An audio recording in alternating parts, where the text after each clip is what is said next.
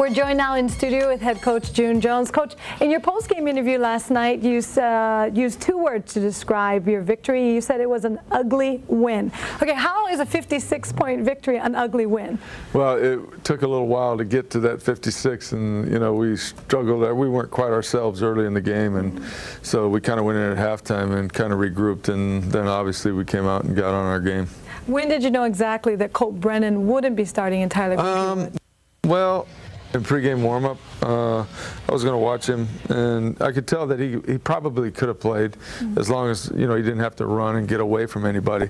But I was afraid that if he got tackled scrambling and somebody rolled it the wrong way, then we'd be right back to where we were. And Tyler hasn't made a start in over a year and a half. Obviously, needed a little time to warm up. Things a little out of sync. How did you feel he progressed through the game?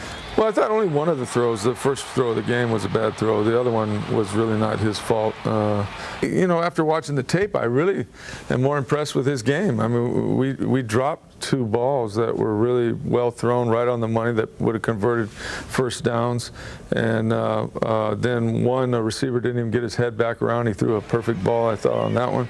So there's three plus the interception. There are four incompletes that probably he'd be feeling real good about himself right now. You said you noticed it when you saw it on film, but when you were in the moment on the sidelines, is there any point you thought, hey, maybe I need to put Colt back in this game? First half was pretty close. I mean, you went into the locker room at 21-10. Yeah, no, I think in the middle of the second quarter, I could tell that Tyler was getting, his feet under him. And there was a burst in the second half of momentum. I think that's a good way to describe it, because in a minute and a half, you had two scores on the board, one from special teams, one from defense. Yeah, that makes it a little easier to relax when you're in there, and I'm sure Tyler felt that way too. It is a team game, and for the first time, I think, since I've been here, I made this statement. I really feel defensively we can win the game defensively, and I think we're starting to show some signs of that. I think we're also starting to take notice of the defensive line and how strong that front is. Even some of the linebackers have commented how easier their job is becoming, because whether the initial stop is made at the line or there's some slowing down done there, it's changing things even in the backfield. No question. And it looks like maybe 8 to 10 guys are rotating in, playing with regularity. David Vicuni isn't even started, but he's been a MVP of one game, and certainly has shown up every game doing something. I thought this past game, Josh Leonard really did nicely inside. So all the guys are contributing and finding a way to do it, and that's going to help us down the road as we get in later in the season to have that many players that can play. Getting back into WAC play, Moscow, Idaho, not maybe one of the ideal places to play. It's in the Kibbe Dome. It's inside. It's closed.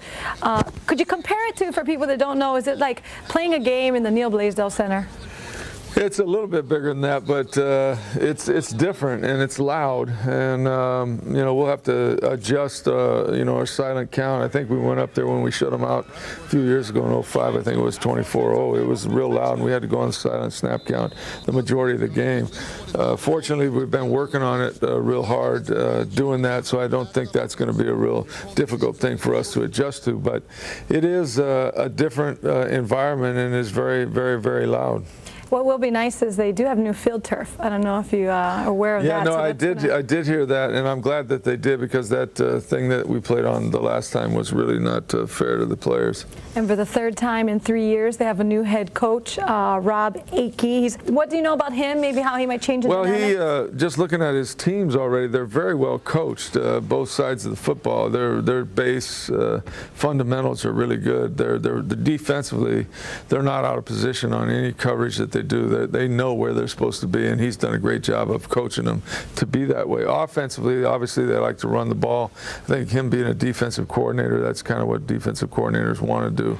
Okay, Coach, why don't we end on this, because I know people are still wondering and want to know the condition of Colt Brennan, and whether this is an injury that you think you have to be sensitive for, because it could have an effect down the road. Well, he's going to have to play with it. I mean, he'll play this week in practice all this week, and then you just got to learn to deal with it. I mean, the pain is something that everybody has. All our linemen are hurting right now this morning when they get up, and he's going to have to fight through the injury probably the rest of the year, because he is a mobile guy, and he's going to get tackled, and it's going to get sprained, or not like it was, but it's going to get irritated.